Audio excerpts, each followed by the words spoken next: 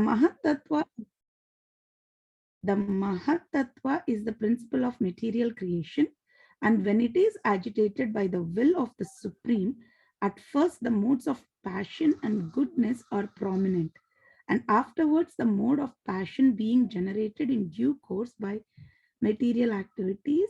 I'll just keep going. Being generated in due course by material activities of different varieties becomes prominent, and the living entities are thus involved more and more in ignorance. Brahma is the representation of mode of passion, and Vishnu the representation of mode of goodness, while the mode of ignorance is represented by Lord Shiva, the father of material activities.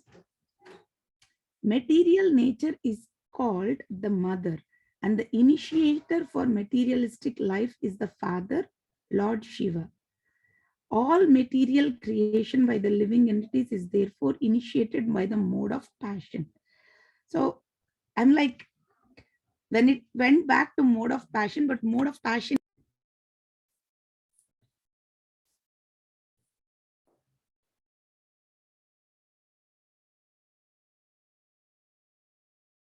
Prabhu, the question was, the Brahmaji is the mode of passion.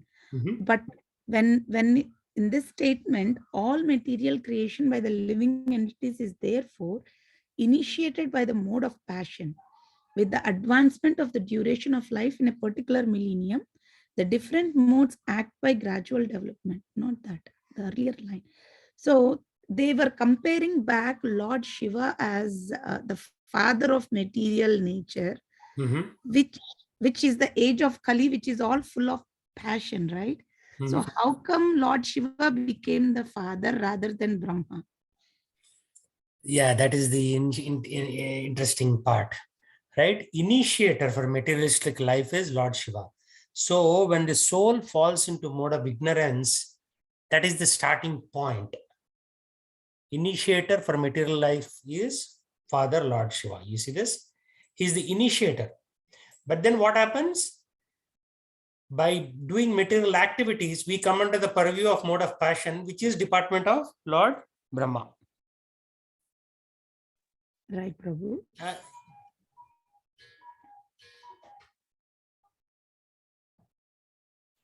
Initiator is Shiva, and then these material activities are being done under the department of Brahma, mode of passion.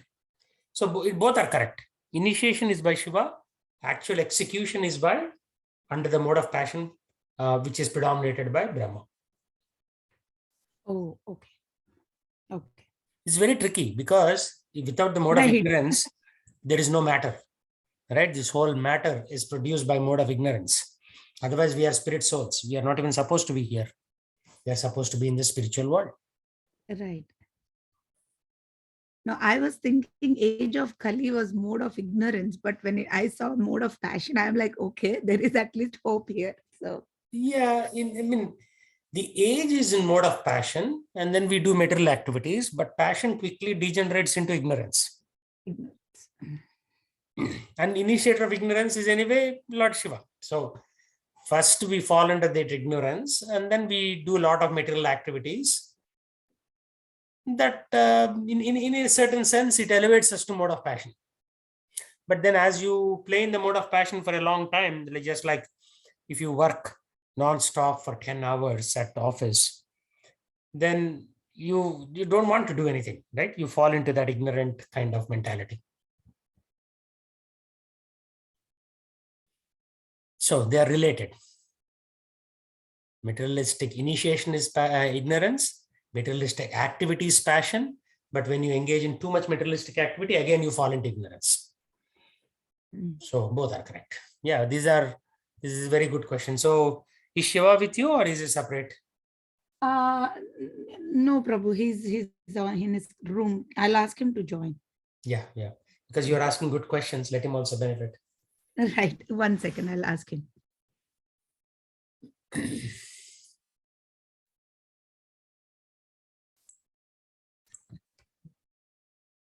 No, this is what happens. Lot of people who are far away, they moved closer to temple and then they participate less in the temple activities. When they were farther away, they were doing more activities. So physical proximity doesn't necessarily make you a better devotee. That makes sense, Prabhu. Yeah, I think Shiva joined. Yes, I saw him. Shiva Prabhu, how are you? Hare Krishna, Prabhu. Hare Krishna. So, how is your chanting going on? Good, Prabhu. Yeah. Good. So, when are you guys going to be serious and take the next step of getting initiated? So far, no thoughts of initiation, Prabhu. First, we wanted to make sure we are doing our chanting in the right way. That will be the first target. Yeah, Then but later initiation is also a target, right? Once you have initiation as a target, then you are required to chant 16 rounds.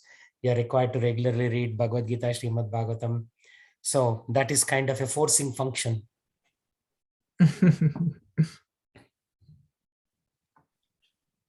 Right? Yeah. Okay. So what would you like to hear today? Anything, whatever you say, we are here to. Yeah, let's talk about Kali Yuga, symptoms of Kali Yuga. Okay, can you read this, Shiva? Sure, Prabhu. The symptoms of Kali Yuga. This chapter relates that when the bad qualities of the age of Kali will increase to an intolerable level, the Supreme Personality of Godhead will descend as Kalki is to destroy those who are fixed in irreligion. After that, a new Satya Yuga will begin. As the age of Kali progresses, all good qualities of men diminish and all impure qualities increase.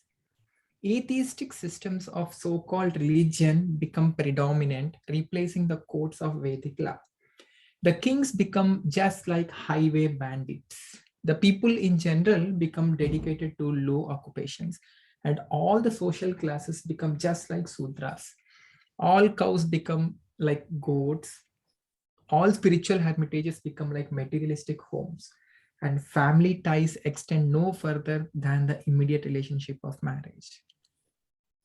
When the age of Kali has almost ended, the Supreme Personality of Godhead will incarnate. He will appear in the village Sambala, in the home of the exalted Brahmana Vishnu Yasa, and will take the name Kalki. He will mount his horse Devadatta and take his sword in hand and will roam about the earth, killing millions of bandits in the guise of kings. Then the signs of the next Satya Yuga will begin to appear.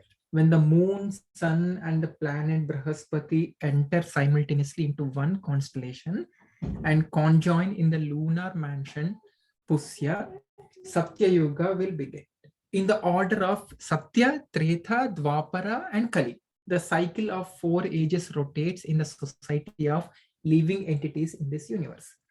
The chapter ends with a brief description of the future dynasties of the sun and moon coming from Vaivaswata Manu in the next Satya Yuga. Even now, 2 saintly Kshatriyas are living who at the end of this Kali Yuga will reinitiate the pious dynasties of the sun god Vivashwan and the moon god Chandra. One of these kings is Devapi, a brother Maharaj Santanu, and the other is Maru, a descendant of Ikshvaku. They are binding their time incognito in a village called Kalapa. So what is your understanding so far? So here it is discussing about the cycle of this Satya Yuga, Kali Yuga, how it comes, and when the Kali comes and where he is going to born, and how he named as Kalki, sorry.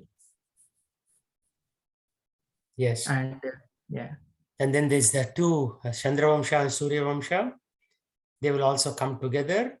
And these two kings, Devapi and Maru, who are in those lines, are biding their time incognito. Means they are hiding.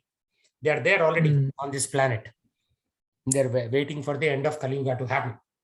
This is already foretold 5,000 years ago. Right. So Kali Yuga, what are the characteristics he mentions, right? Cows will shrink to the size of goats. Spiritual hermitage will be like homes, materialistic homes. Family ties extend no further than immediate relationship of marriage. Yeah, I mean, to a certain degree, all these are already happening. Many ashrams are becoming very materialistic, right? And people only think family means wife, husband, and kids, 2 kids. That's it. Everybody else is not even allowed into the home anymore. That's already happening, right? I mean, we all left India and we have come here, and that's how we are living. Our family ties are not really extending beyond that immediate relationship of marriage, but even marriage is breaking down, right? So people are living alone. Like I was reading an article, divorce is good for American economy because then they will take 2 apartments instead of 1 apartment. 2 washing machines, 2 fridges, right? So these people think in terms of economy, not like in terms of family values or family staying together. Right. So that is the end of Kali. Actually, end of Kali, human beings will meet other human beings. So before that comes, you have to get serious and not be born again. Because if you take birth again, what will happen? You might be eaten by somebody else in the next lifetime. Right? If you say, leave in the next 40, 50 years and then come back after 9,500 years, for example, take birth again. So the Chaitanya Mahaprabhu's 10,000 year golden window will be finished.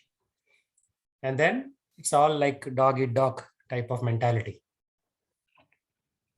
Okay. So you cannot even survive.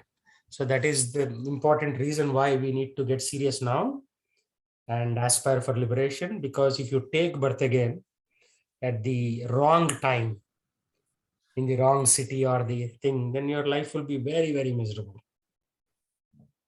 That is like the implicit thing when it says that Chaitanya Mahaprabhu's golden age is only on 10,000 years. So if you take birth after 11,000 years, practically there won't be any moral values left in people. No more spiritual values, no more moral values. Anything is chalega. Everything will be okay, like that. Right. So we have to think along those lines, right? That is why, we were planning to buy this farm. Of course, that didn't happen due to a combination of reasons, to bring that mode of goodness back. Because if you continue to live in cities, like before you came with Mataji, we were discussing this concept of mode of passion and mode of ignorance. Oh, okay. This predominant deities, Brahma, Vishnu, and Mahesh, Shiva. And then Shiva initiates the materialistic activities, and all the material activities fall under the purview of passion. Right. So as such, at the age of Kali, mode of passion is most prominent. Materialistic activity of different varieties in the name of advancement of human civilization take place. That's what's happening right now, right?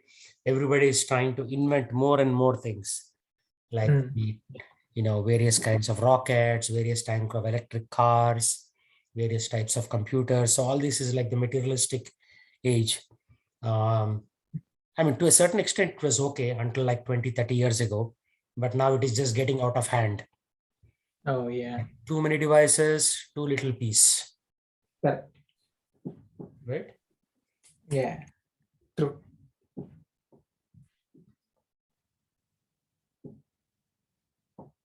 So that is the nature of Kali Yuga as is discussed in the Srimad Bhagavatam.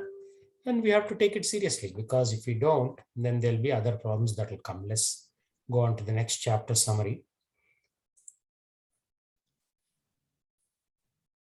Okay, so please read this one. The Bhumi Gita. The Bhumi Gita. This chapter describes how the earth took note of the foolishness of the many kings bent on conquering her. It also describes how, even though the age of Kali is full of faults, the glorification of the name of Lord Hari destroys them all. Okay. Great kings who are actually just playthings of death decide to subdue their 6 internal enemies, the 5 senses and the mind. And afterward, they imagine they will go on to conquer the earth and all its oceans. Seeing their false hopes, the earth simply laughs. For eventually, they all must leave this planet and go elsewhere, as how all the great kings and monarchs of the past. Moreover, after usurping the earth or some part of it, which is actually unconquerable and must in every case be given up. Fathers, sons, brothers, friends, and relatives quarrel over it. Thus, the study of history naturally leads to the conclusion that all worldly achievements are temporary. And this conclusion should give rise to a sense of renunciation.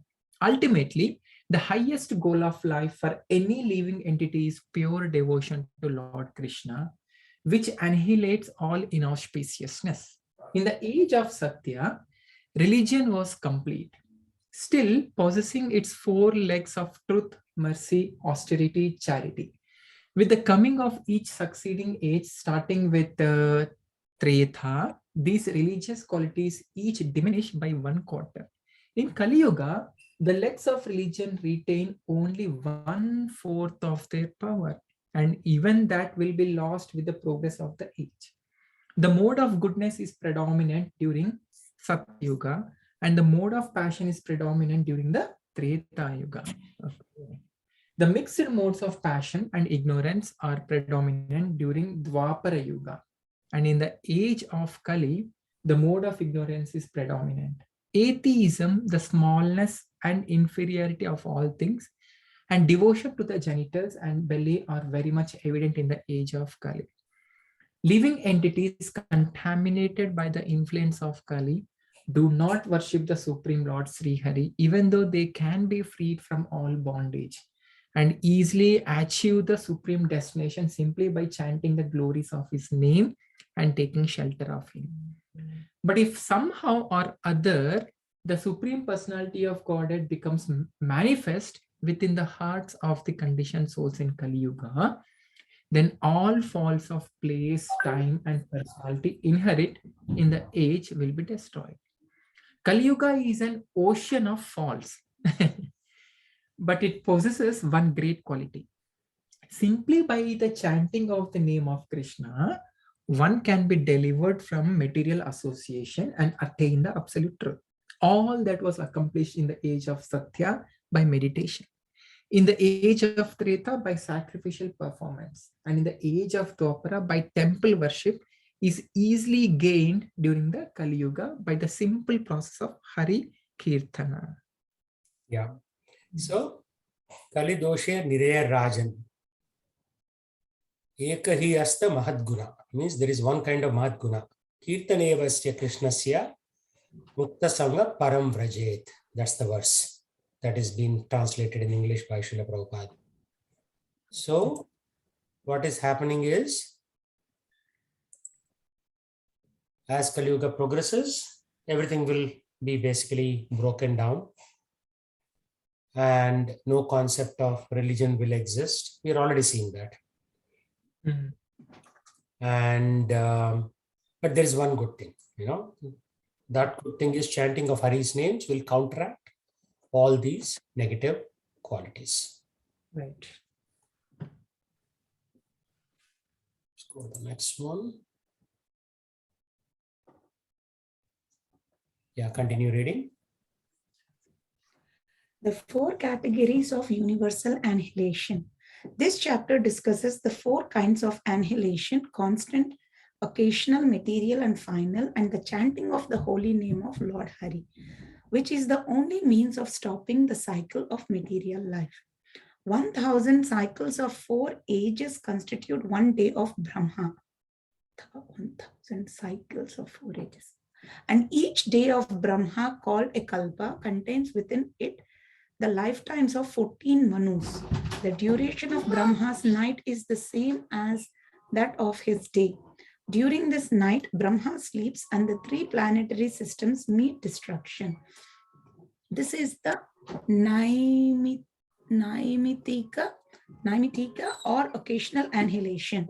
When Brahma's lifespan of 1000 years is finished, there occurs the Prakritika, or total material annihilation. At that time, the 7 elements of material nature, beginning with the Mahat and the entire universal egg composed of them, are destroyed. When a person achieves knowledge of the absolute, he understands factual reality. He perceives the entire created universe as separate from the absolute and therefore unreal. That is called the Atyantika, or final annihilation or liberation. At every moment, time invisibly transforms the bodies of all created beings and all other manifestations of matter. This process of transformation causes the living entity to undergo the constant annihilation of birth and death. Those possessed of subtle vision state that all creatures, including Brahma himself, are always subject to generation and annihilation. Material life means subjugation to birth and death, or generation and annihilation.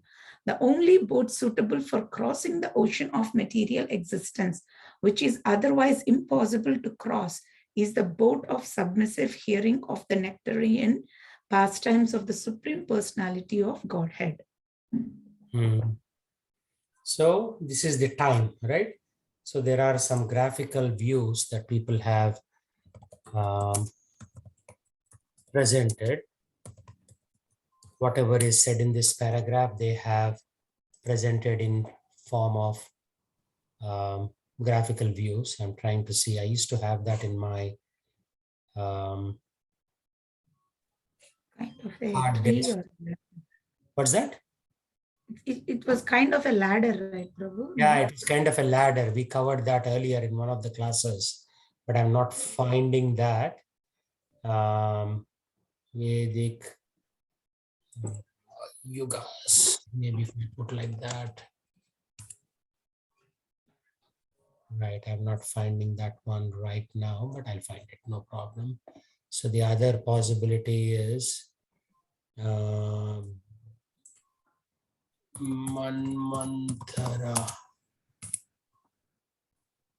Manvantara. Yeah, this is the one. Life. Oh, okay. So if you look at this, right, you see what they talked about. In one lifetime of Brahma, there are multiple days of Brahma, multiple nights. Those are called kalpas. Each kalpa again has 14 manvantaras.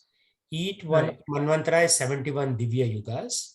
Each Divya Yuga is 4 yugas put together. Right. Right. So this essentially is giving us the duration of life of Brahma, which is pretty big, as you can imagine, pretty big. Right. So, and then what is the course is saying? During the night, when Brahma sleeps, the 3 planetary systems meet destruction. Right. This is called Naimittika, or occasional annihilation. It doesn't happen every day. Sorry, it doesn't happen every hour day. It happens during every day of Brahma. But only 3 planetary systems. Night of Brahma, right? Night of Brahma, right? In the night of Brahma, yeah. And when you look at it, only 3 of the planetary systems, Bhur, Bhuva, Swaha, get destructed. Beyond that, Tapa, Jana, Mahar, and Satyalokas, they don't get destructed. Okay. But when Brahma's lifetime itself is finished, there occurs total annihilation called Prakritika. Right.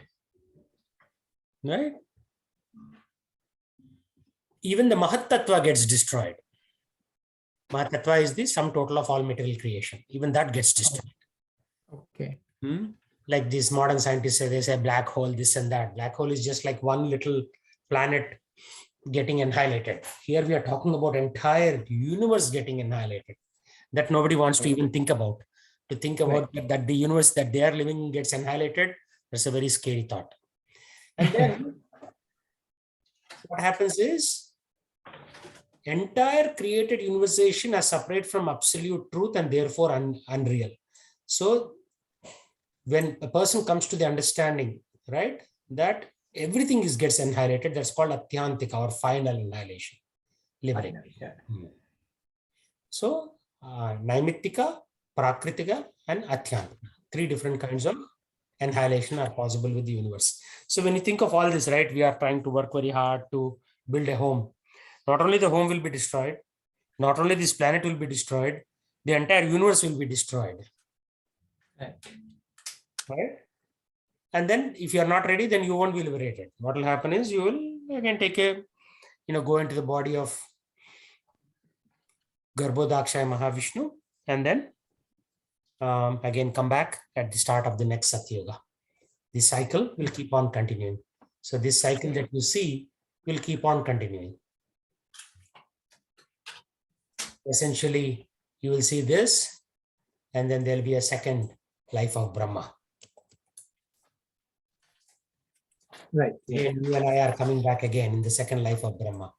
And this will continue like that. So time keeps on going, which is the challenge between Vedic science and Western science. There, they say time is linear, but here time is circular. It just keeps on repeating itself. Correct. Yeah. In a way, time is circular, right? When you look at the clock, what happens? Yeah. It was 12 o'clock yesterday, there is 12 o'clock today, and that is past. Now it is 5:25. Tomorrow again, there'll be 12 o'clock. Correct. Yeah.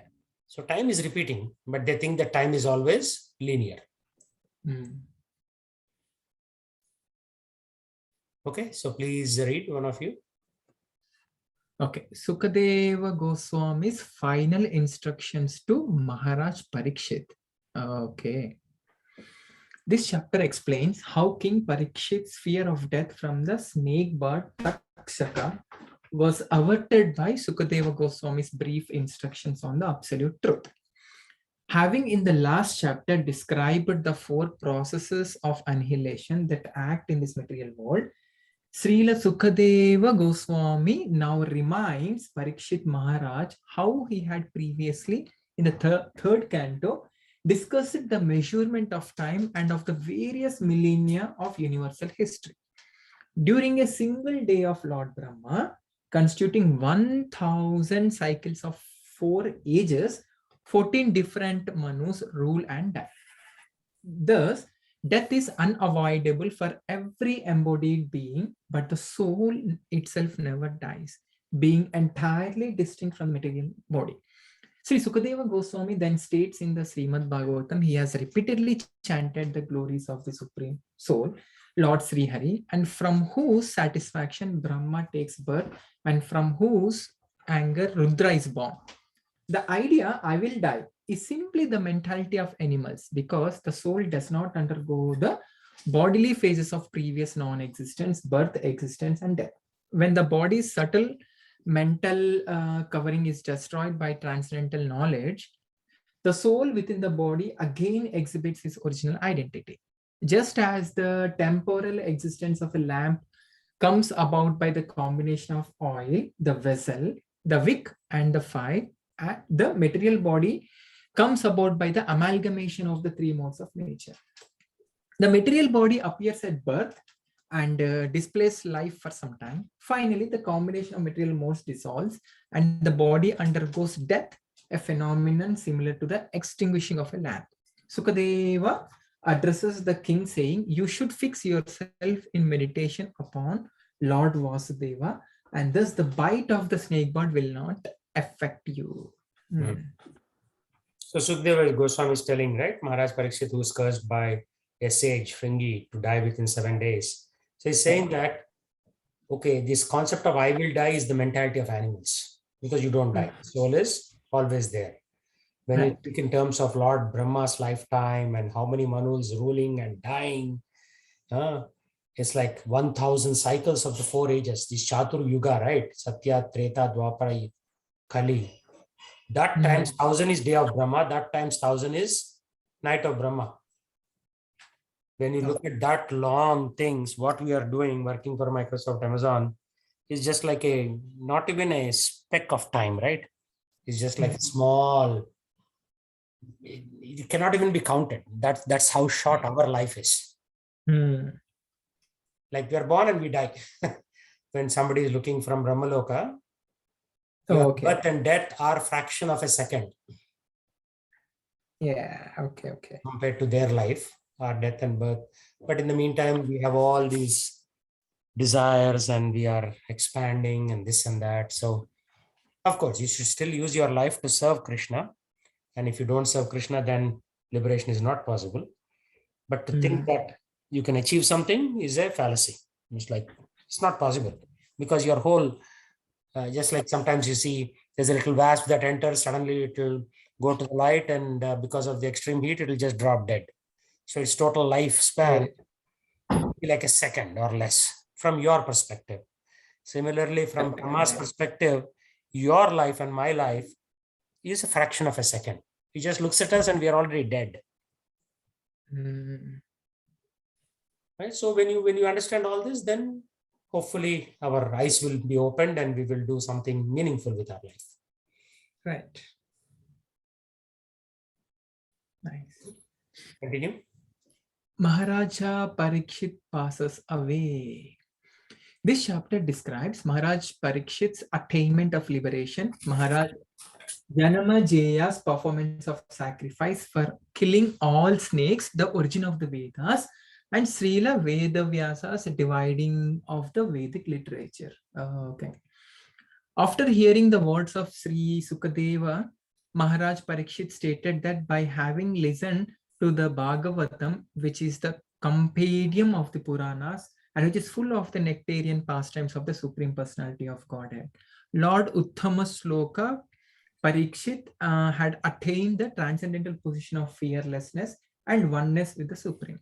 His ignorance has been dispelled, and by the mercy of the Sri Sukadeva, he had gained sight of the supremely auspicious personal form of God, namely the personality of Godhead Sri Hari.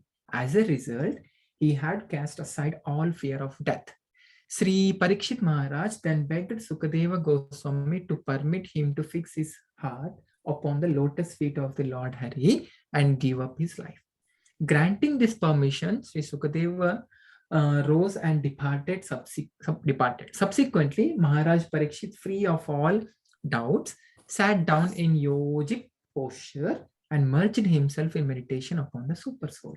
Then the snake bird, Takshaka, arriving in the disguise of a Brahmana, bit him, and the body of the saintly king immediately burned to ashes.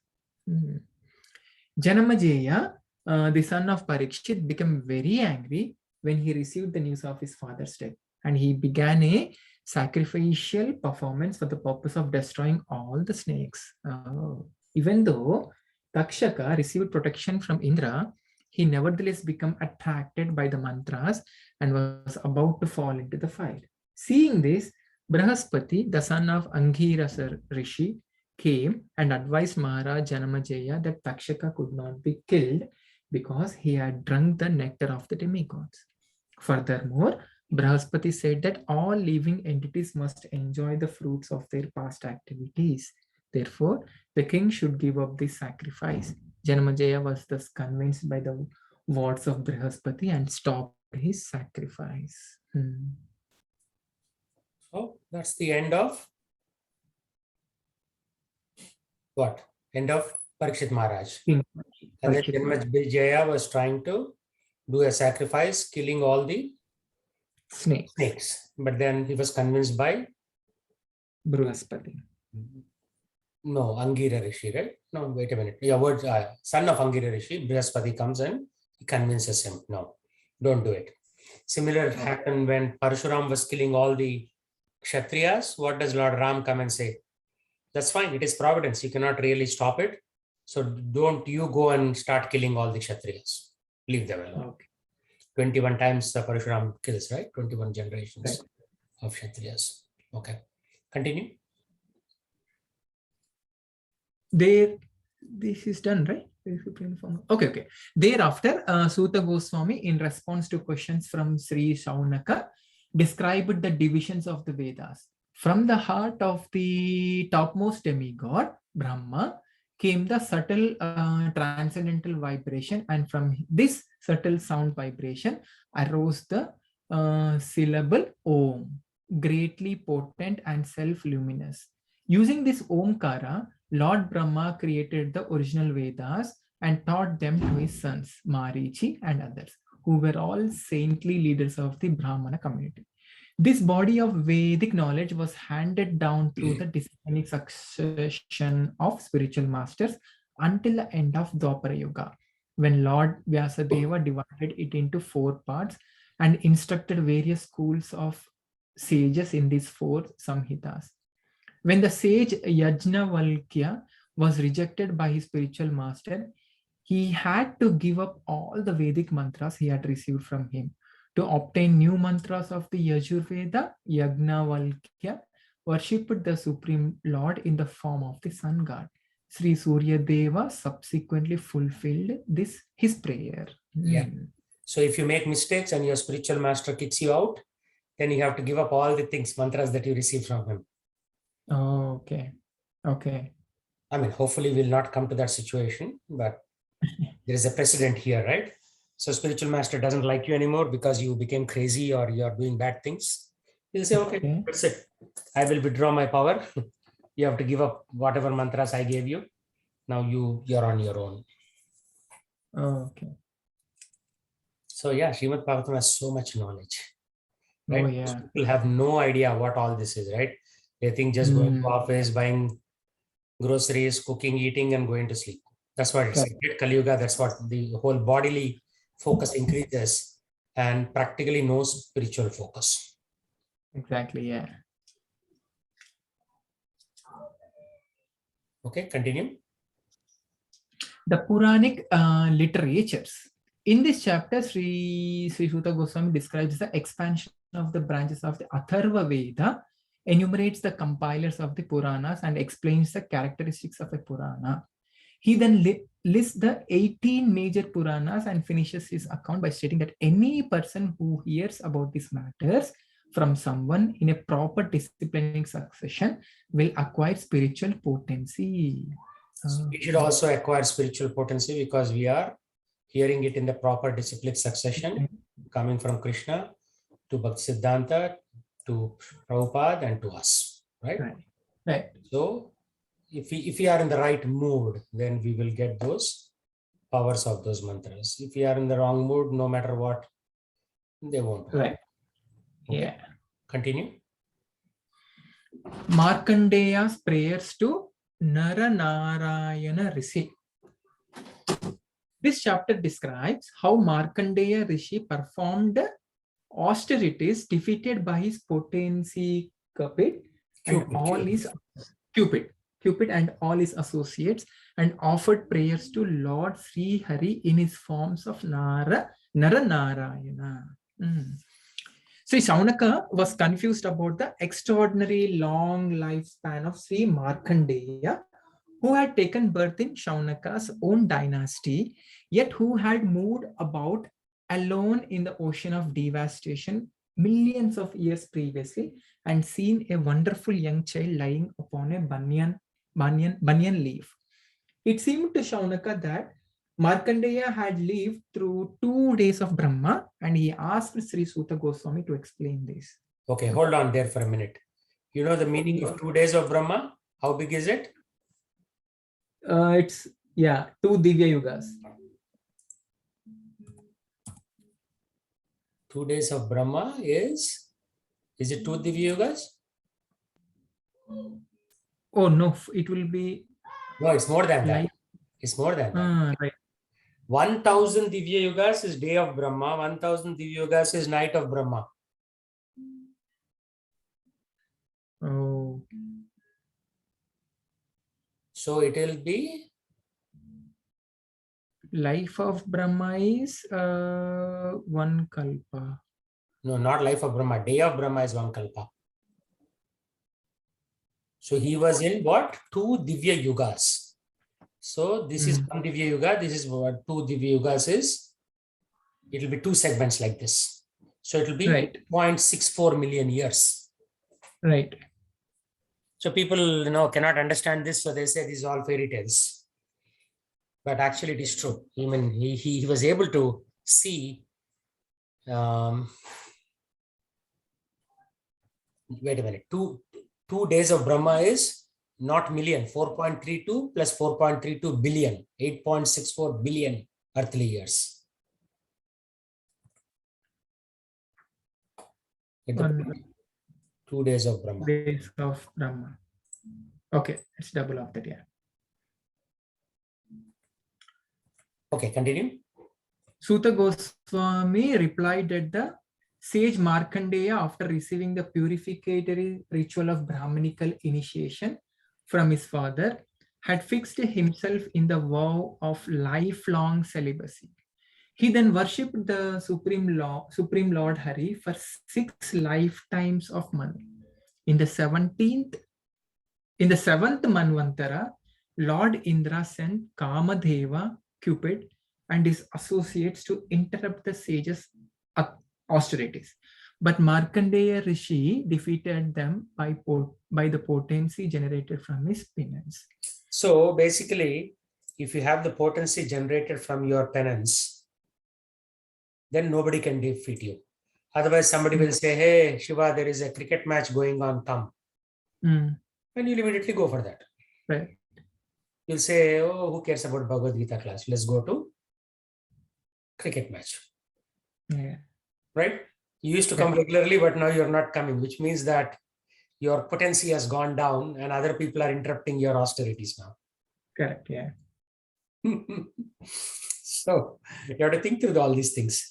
You are coming fairly regularly, somebody interrupted it, and that's it. You fell down. Again, your wife now brought you up. She pulled you out of your room and she brought to the class. That's how it is, basically. Indra said Kamadeva, Cupid, but for us, you don't need Cupid. Anybody, even your neighbor will ring your bell, you will be disturbed. Right. You don't need something as powerful as Kamadeva. So for 6 lifetimes of Manu, means this fellow didn't die. You see that? Manus are coming, Manus are going. But he didn't really die. He was there for 6 lifetimes of Manu. That is Markandeya Rishi. And what it also says is we never die, right? Because think of such a long lifespan, whether in one body or multiple bodies. The soul never dies. Yeah.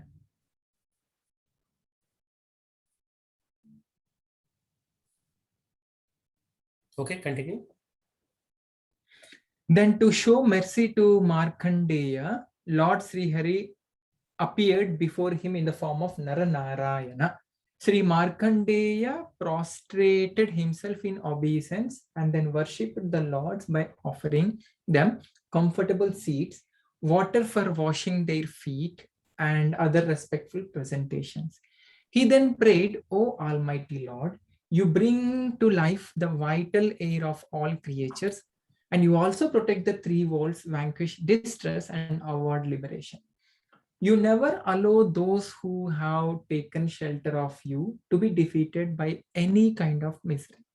Attaining your lotus feet is the only auspicious goal for the conditioned souls, and service to you fulfills all their desires. Your pastimes enacted in the mode of pure goodness can award everyone salvation from material life. Therefore, those who are intelligent worship your personal form of pure goodness named Sri Narayana, along with Nara, who represents your unalloyed devotee. So Nara is Arjuna, Narayana is Krishna. Naranarayana Rishis, they say. So both of them did penance in Badrinath. So when I went to Badrinath almost 12, 13 years ago, there's a place called Naranarayana Rishi Ashram. Oh, okay. Is there in Gurgaon. It's near Badrinarayana? No, it is in Badrinath. Badrinath is a pretty large area, right? It's a large number of Himalayan mountains. So one of the places where Naranarayan Rishis, both Krishna and Arjuna did penance. Right? They were just sitting there and meditating. Of course, Krishna will meditate on himself. Arjuna has to meditate on Krishna. And we have to meditate on both of them like that. Okay.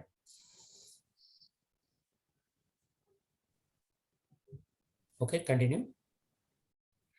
The living entity bewildered by illusion can directly understand you if he receives the knowledge presented in the Vedas and promulgated by you, the spiritual master of the entire universe. Even great thinkers like Brahma are simply bewildered when they try to understand your identity by struggling on the path of Sankhya Yoga. You yourself manifest the proponents of Sankhya and other philosophies. Thus, your true personal identity remains hidden beneath the designative covering of the Jiva soul. I offer my homage to you, the Mahapurusha. Right. So we are bewildered by illusion under Maya, Mm. and we can understand the Lord even though we are under Maya by the Supreme Lord directly or the spiritual master. Right.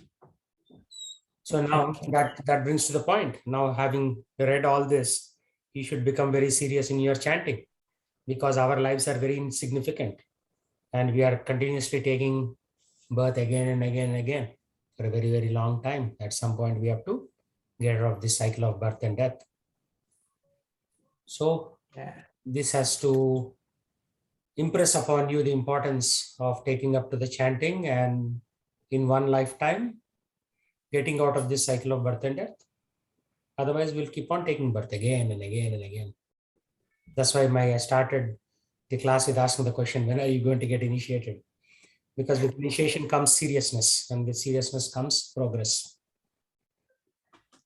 So when they say initiation, what they will do when as a part of initiation, like after initiation? No, initiation means you are getting initiated into serious spiritual life. Like you are required to chant the holy name 16 rounds every day, follow Ekadasis, read the Bhagavad Gita and Srimad Bhagavatam to reinforce this matter on a daily basis.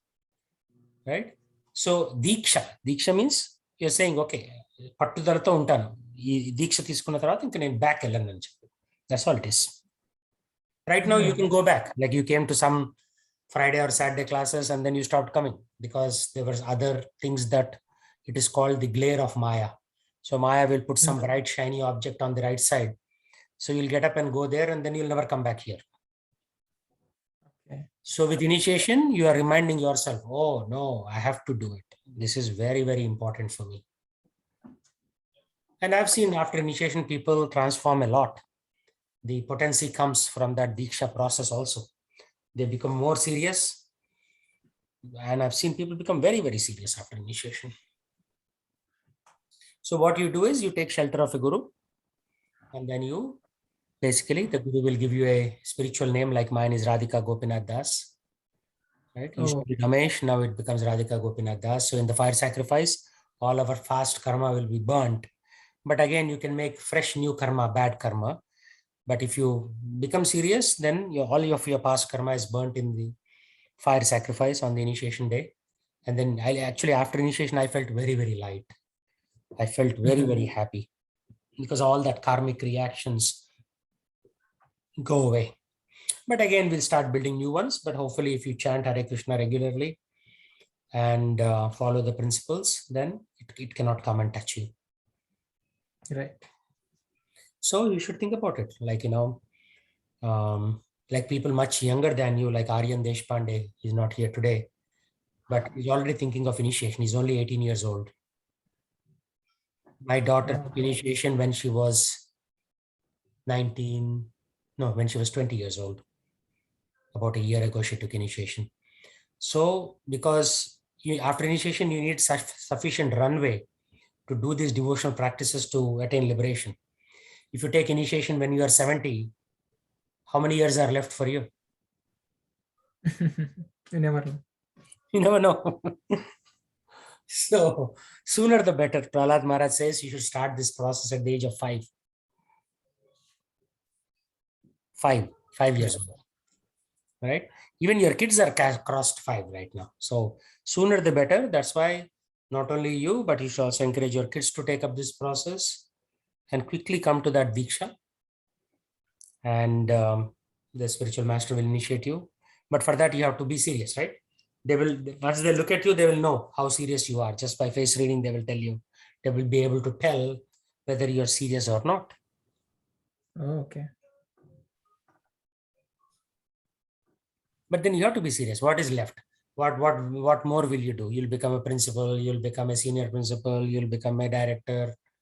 Okay, you'll get a little bit more money, but your life is not going to change. You will eat only those 3 chapatis every night, or Right. 3 spoons of rice every night. All of a sudden, if you get more money in Microsoft, it's not like you're going to eat 300 chapatis every night. Yeah. Same thing. The transportation. Okay, Honda Civic will go, Tesla will go, Lamborghini will go. Ultimately, going from point A to point B. More money you have, you'll buy a better car, but the process of transportation is still the same. Nothing will change. So you have to focus not on that. I mean, that is required to pay the bills. That you will not stop. But then your focus should be this rather than that. Spiritual line. And we are all past 40, right? So life is usually average lifespan is only like 65 these days. So not much time left. You have to be serious, both of you, wife and husband, and think about those things. And don't think about accumulating too much for your kids, because right now I'm seeing my kids, right? Oh, they're grown. Like my daughter got a job. Now she will have her own earning. They will take care of themselves much better than you can take care. They're smarter than you because they have grown up in the materialistic world, right? So they know how to make money. So don't try to excessively save for them.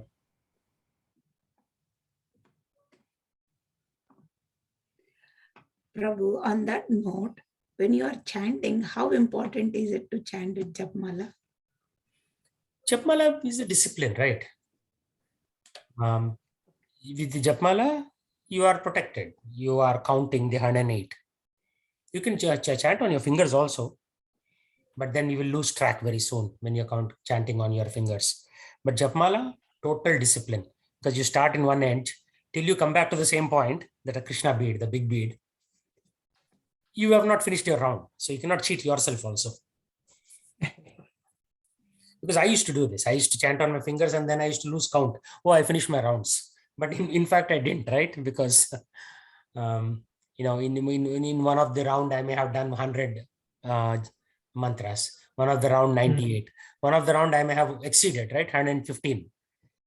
Right. Japmala will keep you 108 every time, consistent. Correct. Yeah. Just like anything else, like, you cannot just check in code into Visual Source Safe thinking that it is working. It has to work before you check it in. So same thing here. You have to ensure that you have actually chanted 108 mantras. Every mantra is powerful.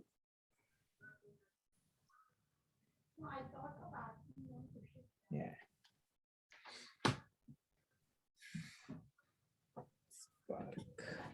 Okay, then I will see you all next week. Sure. Okay, Prabhu. So Shiva, come more regularly. Yeah, definitely, Prabhu. Don't make Mataji walk to your room and pull you out of your room. Sure. Okay, Hare Krishna. Hare Krishna. Thank you.